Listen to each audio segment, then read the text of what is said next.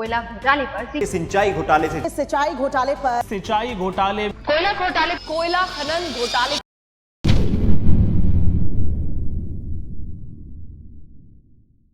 Democracy यानी लोकतंत्र, इसकी नींव जिन कंधों पर टिकी होती है उनमें से एक कंधा होता है विधायक का, MLA, member of the legislative assembly.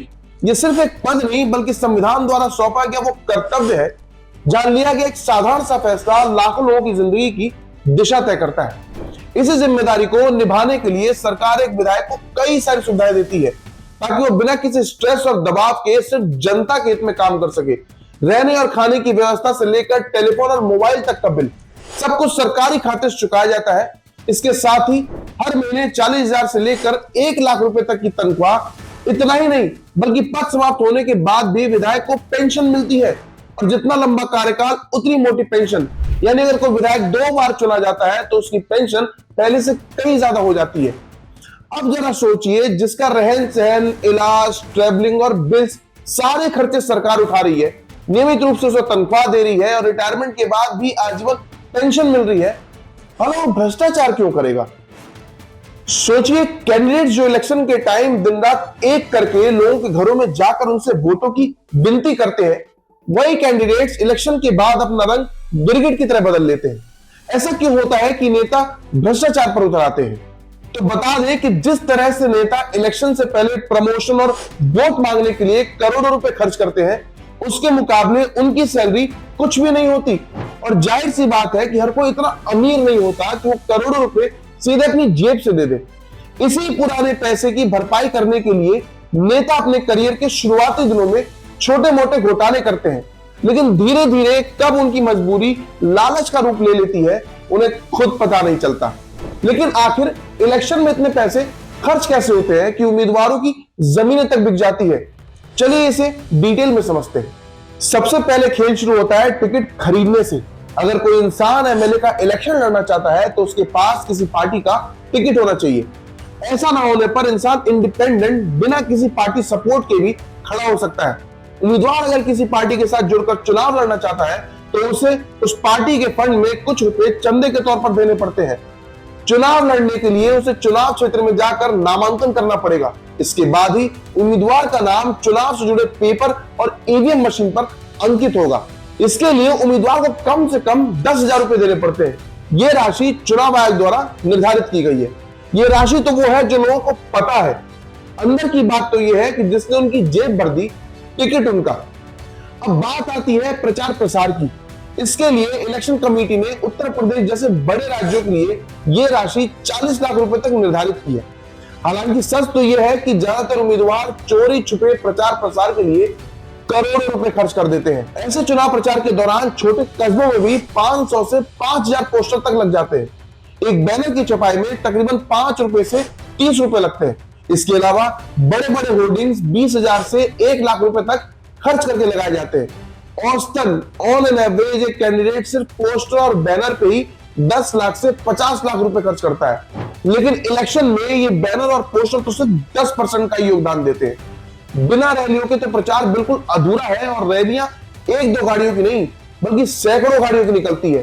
अब आप अतीक अहमद की रैली का एग्जाम्पल ले लीजिए, जिसमें एक रैली में 100-200 गाड़ियां नहीं बल्कि पूरे 1500 गाड़ियों का काफिला कानपुर निकला था। अब आप खुद ही अनुमान लगा लीजिए कि इन गाड़ियों का रेंट, पेट्रोल, इस काफिले के साथ निकले लोग और उनका खाना पीना कितना खर्चा आया होगा। लाखों में तो बात करना इस रैली की बेइज्जती होगी।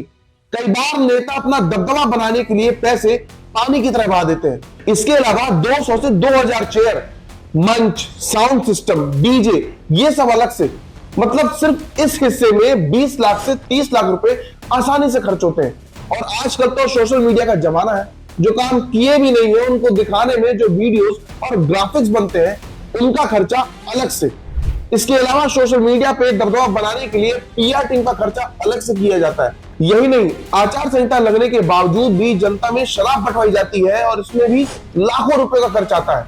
हर बूथ पर 10 से 30 कार्यकर्ता, खाने पीने का अरेंजमेंट, कुछ जगह ट्रांसपोर्ट, पर्चे, मोबाइल डेटा और मैनेजमेंट पर भी भारी खर्चा होता है। एक बूथ पर औसतन 5,000 से 30,000 रुपए खर्च होते हैं।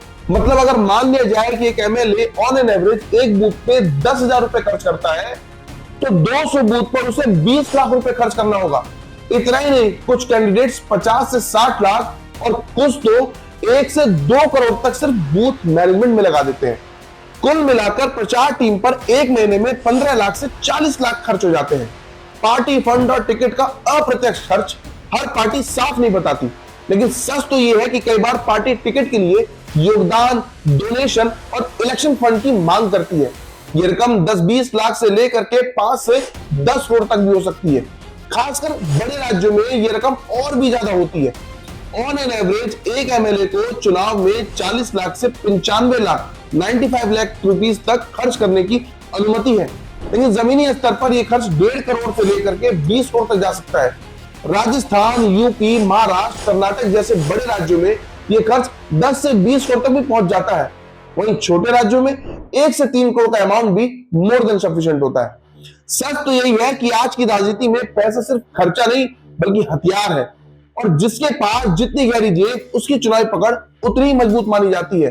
अब ये समझते हैं कि एक नेता भ्रष्टाचार किन किन तरीकों से करता है। भ्रष्टाचार के लिए अलग अलग नेता अलग अलग तरह से भ्रष्टाचार का रास्ता अपनाते हैं। जैसे अगर किसी नेता को अपने इलाके में सड़क बनानी है तो वो 10 करोड़ में बनने वाली सड़क को कागजों में 30 करोड़ का दिखा देगा और बचा हुआ पैसा खुद की जेब में रख लेगा। अगर कोई नेता अपने पसंदीदा ठेकेदार को कोई प्रोजेक्ट ठेके पर देगा तो उसके बदले एक मोटा कमीशन लेता है। इसके अलावा अगर किसी बड़े अफसर को किसी खास इलाके में अपनी पोस्टिंग करवानी है तो अपने क्षेत्रीय नेता को एक मोटी रकम देकर अपना काम करवाता है। साथ ही अगर किसी बिजनेसमैन को फायदा चाहिए, कोई केस रुकवाना है, किसी पर कार्रवाई करवानी है या रुकवानी है, तो नेता पैसे लेकर दूसरी तरफ मुड़ जाते हैं। ऐसे अनगिनत तरीके हैं जिनसे नेता सत्ता की कुर्सी मिलते ही भ्रष्टाचार का खेल शुरू कर देते हैं। कुछ रिपोर्ट्स बताती है कि कर्नाटक में करीब 55% विधायक, 55% ऑफ एमएलए ऐसे हैं जिनके खिलाफ आपराधिक मामले दर्ज हैं। यानी हर दूसरे एमएलए के पीछे कोई ना कोई घोटाले या आपराधिक मामला शामिल है। बिहार की हालत तो और भी ज्यादा बदतर है। यहां लगभग 67%, 67% एमएलए ने स्वयं स्वीकार किया कि उनके खिलाफ आपराधिक मुकदमे चल रहे हैं।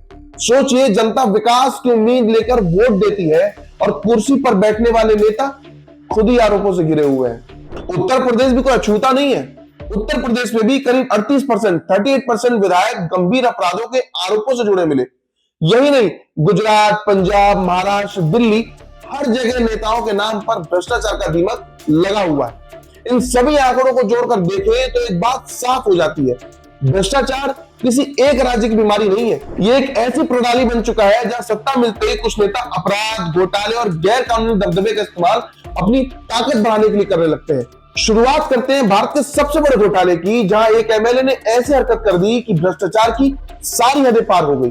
घोटालों की बात हो रही है तो झारखंड कैसे पीछे रह सकता है? आपको कोयला घोटाला तो याद ही होगा।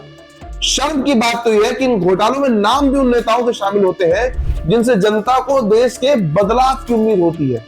भ्रष्टाचार की बात हो रही है तो कर्नाटक के घोटाले पे भी नजर डाल लेते हैं। इस घोटाले में एक ऐसे नेता का नाम सामने आया जिसे कभी कर्नाटक की सियासत का मसीहा कहा जाता था, लेकिन उसी पर करोड़ों के खनन घोटाले का ठप्पा लग गया।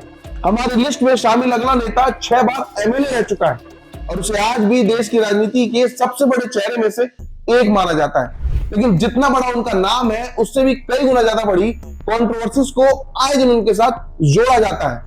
मनी लॉन्ड्रिंग से लेकर अवैध तरह के कर्ज लेने के साथ साथ सिंचाई घोटाले तक, इन सभी घोटालों में इस पॉलिटिशियन का नाम साफ साफ जुड़ा है। इसमें अकेले सिंचाई घोटाले को लेकर इस नेता पर लगभग 70,000 करोड़ रुपए का इल्जाम लगाया गया। इतना ही नहीं, कई और बड़े घोटाले जैसे लवासा प्रोजेक्ट से जुड़ी कंट्रोवर्सीज के पीछे मुख्य आरोपी भी इसी नेता को माना जाता है। ये तो कुछ नहीं, अगर धूल खाती बंद फाइलों को खोला जाएगा तो जितने भी सत्ता के रखवाले हैं उनके सफेद लिबास भ्रष्टाचार के काले धब्बों में रंगे हुए नजर आएंगे। लेकिन ये बात भी साफ हो जाती है, जिसने पद ही घूस देकर खरीदा हो वो खुद भी घूसखोरी बनेगा।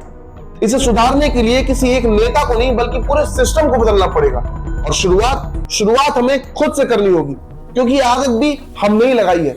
लंबी लंबी लाइनों से बचने के लिए 100-50 देते देते कब ये रकम बड़े बड़े केसों से पीछा छुड़ाने के लिए करोड़ों में बदल गई, हमें खुद ही पता नहीं चला। और ऐसे में जब कोई नेता घूसखोरी या भ्रष्टाचार के आरोप में पकड़ा जाता है तो वही हम जो सुबह घूस देकर अपना काम करवाते हैं, तुरंत जजमेंट का पिटारा खोलकर उन पर बयान देना चालू कर देते हैं। बयान मत दीजिए, बदलाव कीजिए आज से, अभी से। वैसे इस बारे में आपकी क्या राय है, आप नीचे कमेंट बॉक्स में जरूर बता सकते हैं। और ऐसा कोई भी सजेशन जिसमें अपनी वीडियोस को और बेहतर बना सकता हूं, then please feel free to write a comment on that too. Till then मुलाकात होगी आपसे अगले मुद्दे पे एक नए वीडियो के साथ। तब तक के लिए सबसे इंपॉर्टेंट बात, खुश रहें और अपना खास ख्याल रखें।